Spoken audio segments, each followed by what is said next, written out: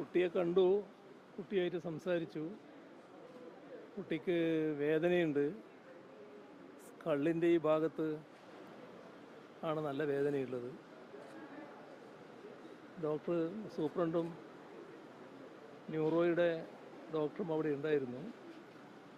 അവർ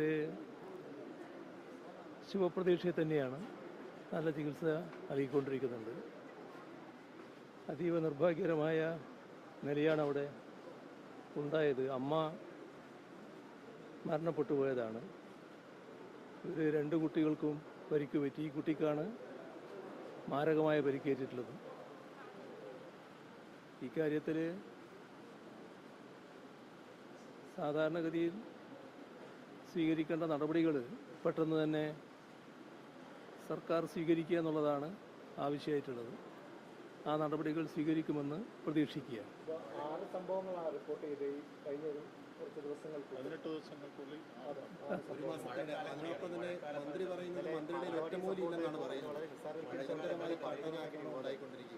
എങ്ങനെയാണ് പ്രതിപക്ഷ? അല്ല, ഇക്കാര്യത്തിൽ ഫലപ്രദമായ നടപടികൾ സ്വീകരിക്കേണ്ടതായിട്ടുണ്ട്. അതിൽ നേരത്തെ തന്നെ തുടങ്ങി വെച്ച നടപടികളുണ്ട്. അതിന് നല്ല തുടർച്ച വേണം. ഇതിൽ കൂടുതൽ ആപത്തുണ്ടാകാതിരിക്കാൻ, ആളുകളുടെ നേരെ ആക്രമണം നടക്കാതിരിക്കാൻ ആവശ്യമായ മുൻകരുതൽ ഉണ്ടാവുക എന്നുള്ളതാണ് ഏറ്റവും പ്രധാനം. അതിനുള്ള എല്ലാ നടപടികളും ഗവൺമെൻറ് സ്വീകരിക്കുകയാണ് വേണ്ടത്. അതിനെ മറ്റു തരത്തിൽ കണ്ടാൽ ശരിയാവില്ല. ഈ ഗവൺമെൻറ് മാറിയത് ആനെ അറിയില്ലാലോ എന്നൊന്നും പറഞ്ഞിട്ട് അതിനൊരു മറുപടിയായി അത് മാറില്ല.